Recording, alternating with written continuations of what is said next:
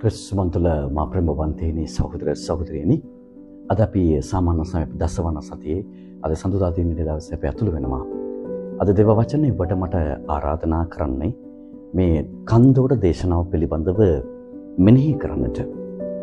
ඒ කන්දෝඩ දේශනාව තුළ අපි දකින්නේ කාරණා කීපයක්. පළවෙනි කාරණේ තමයි බලාපොරොත්තුවක් ගැන කතා කරනවා. ඒ කන්දෝඩ දේශනාව ගැන සැනසීමක් ගැන කතා කරනවා. ඒ වගේම තමයි විශේෂයෙන්ම නව පනතක් ගැන සඳහන් කරනවා.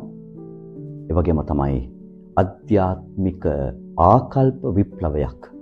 එන මේ කාරණා කීපය මෙනෙහි කරනවා ප්‍රබවත්තේනි. විශේෂයෙන්ම නිකන්දෝඩ දේශනාව තුළ දකින්නේ දේව රාජ්‍ය පිළිබඳව දේශනා කරනවා. ඒ කියන්නේ දේශනා කරන විට ඒ පිළිපදිය යුතු කාරණා පිළිබඳවද ලස්සන බලාපොරොත්තුවක් දෙනවා. දෙවියන් වෙනුවෙන් කැප වෙන දේව රාජ්‍ය වෙනුවෙන් කැපවන හැම කෙනෙකුටම මෙන්න මේ බලාපොරොත්තුවක් දෙනවා, සනසීමක් ලැබෙනවා. ඒ වගේම නව ජීවනයකට ඇතුළු වෙනවා. ඒ වගේ තමයි ආධ්‍යාත්මික ප්‍රබෝධයක් අප තුළ අපි නොදැනුවත්ම අප තුළ නිර්මාණය වෙනවා කියන පණිවිඩය අද සඳහන් කරනවා.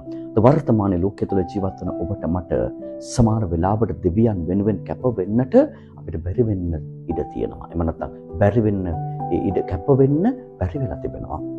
අපිට වෙලාවක් නැති වෙලා තිබෙනවා. මේ ජීවිතේ බලාපොරොත්තු සුන් වෙලා අපි ජීවත් වෙනවා. දෙවියන් කරේ බලාපොරොත්තු වෙන්න කියන පණිවිඩය අද සඳහන් කරනවා. ඒ දෙවියන් කරේ බලාපොරොත්තු වන හැම කෙනෙකුටම සැනසීම අනිවාර්යෙන්ම ලැබෙන බව සහතිකයි.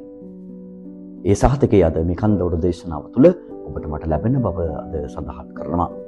ඒ වගේම නව ජීවනයකට ඇතුළු වෙන හැම කෙනෙකුටම මෙන්න මේ දෙවියන් දේව රාජ්‍ය වෙනුවෙන් කැපවන හැම කෙනෙකුටම නව ජීවනය කරා ගමන් කරන්න පුළුවන්.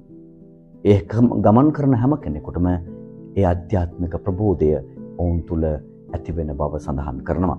එනිසා අද කල්පනා කළ බලමු ඔබ මගේ ජීවිතේ අපි දෙවියන් වෙනුවෙන් කැප වෙන්නට, දෙවියන් වෙනුවෙන් ජීවිතේ දෙන්නට, පූජා කරන්නට මම සූදානම්ද කියන එක කල්පනා කරලා බලමු, හිතලා බලමු. ඔබ හැමෝටම ජේසුස් වේදා.